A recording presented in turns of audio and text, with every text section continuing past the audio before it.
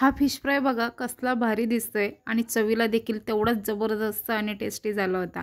सुटलं ना तुमच्या पण तोंडाला पाणी। आणि एकदम साधी सिंपल रेसिपी आहे। चला मग रेसिपीला सुरुवात करूया। नमस्कार, मी शर्मिला किचन होममध्ये आपलं मनापासून स्वागत आहे। रेसिपी अगदी साधी सोपी आहे। त्याला अजिबात रव्याचं कोटिंग वगैरे काही करणार नाही। साध्या सिंपल मसाल्यामध्ये आपण करणार आहोत। तर इथे मी रोहू मासा घेतलेला आहे। तो छान स्वच्छ धुवून घेतलेला आहे। त्यातलं पाणी पूर्ण निथळून घेतलेलं आहे। आता त्यावरती चवीप्रमाणे मीठ आणि हळद टाकून घेणार आहोत। चवीप्रमाणेच मीठ टाकायचं आहे, मीठ जास्त टाकायचं नाही। मीठ आणि हळद टाकल्यानंतर त्यात अर्ध्या लिंबाचा रस आपल्याला पिळून घ्यायचा आहे। लिंबाचा रस पूर्ण माशावरती पिळून घ्यायचा आहे। लिंबाच्या रसाने माशाचा ओशाळपणा देखील जातो, पण लिंबाच्या रसामुळे हळद मीठ देखील छान मुरलं जातं माशाला। आता हळद मीठ लावून झालेलं आहे, लिंबाचा रस देखील पिळून झालेला आहे आणि आता पूर्ण माशांना ते छान चोळून घ्यायचं आहे। एकदम चोळून आपल्याला माशांना पूर्ण हळद मीठ आणि लिंबाचा रस पूर्ण लागला गेला पाहिजे। आणि हे सगळं व्यवस्थित चोळून झाल्यानंतर ना आपल्याला अर्धा ते 1 तास हे मासे असेच आपल्याला मुरवत ठेवायचे आहेत। अर्धा ते 1 तास किंवा 2 तास तुम्ही जेवढे जास्त मुरतील तेवढी जास्त त्याला चव येणार आहे। आता आपण हे छान माशांना लावून घेतलेलं आहे, ते आता आपण झाकून ठेवूया। तोपर्यंत आपण फिश फ्रायचा मसाला तयार करून घेऊया।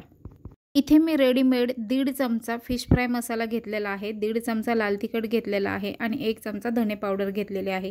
धने पावडर जरा जास्त घेतलेली आहे आणि अर्धा चमचा हळद घेतलेली आहे।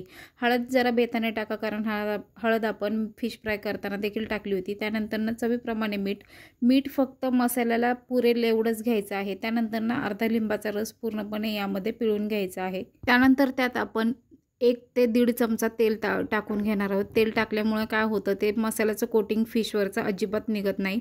तेल टाकल्यानंतर हळूहळू आपण त्यात 2-3 चमचे पाणी टाकून घेणार आहोत।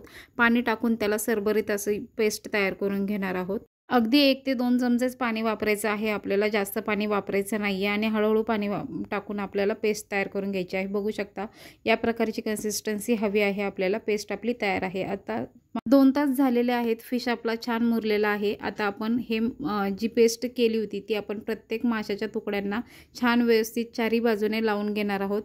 पेस्ट अगदी चोळून लावायची आहे, माशाला पूर्ण चारी साईडनी पेस्ट लागली गेली पाहिजे। या पद्धतीने मी आता सर्व माशांना हे माशाची पेस्ट पूर्ण मसाला लावून घेते, चोळून घेते। एकदम चोळून लावायचं आहे आपल्याला।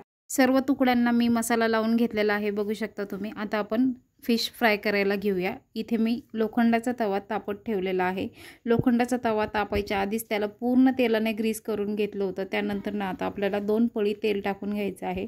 तेल तापलेलं आहे, त्यामध्ये आता लसूण ठेचून घेतलाय तो टाकून घ्यायचा आहे। त्यानंतर कढीपत्त्याची पानं आणि छान परतून घ्यायचं आहे। लसूण छान परतून झाल्यानंतर त्यात आपण माशाचे तुकडे सोडून घेणार आहोत। त्याऐवजी तुम्ही मसाल्यामध्ये आलं लसूण पेस्ट वापरली तरी देखील चालेल। आपण आता एक एक करून माशाचे तुकडे सोडून घेणार आहोत आणि मासा तळण्यासाठी जास्त वेळ लागत नाही। अगदी 1 ते 2 मिनिटांमध्ये मासा फ्राय होऊन निघतो। 2 मिनटं या साईडने 2 मिनटं त्या साईडने आपल्याला छान परतून घ्यायचं आहे आणि एकदम छान क्रिस्पी होतो। अजिबात तव्याला चिकटलेला नाही आहे, बघू शकता तुम्ही किती छान पलटतोय मासा आपला। आणि आता आपण दुसऱ्या साईडने 2 मिनटं आपण आता फ्राय करून घेणार आहोत। मध्यम गॅसवरतीच आपल्याला फ्राय करून घ्यायचे आहेत मासे, बघू शकता तुम्ही छान फ्राय झालेला आहे। 2 मिनटं या साईडने 2 मिनटं त्या साईडने छान परतून झालेला आहे। आता आपण फिश काढून घेऊया। फिश बघू शकता तुम्ही अजिबात तुटत नाही आहे, अगदी छान व्यवस्थित फ्राय झालेला आहे। याच पद्धतीने मी बाकीचे पण फिश फ्राय करून घेते।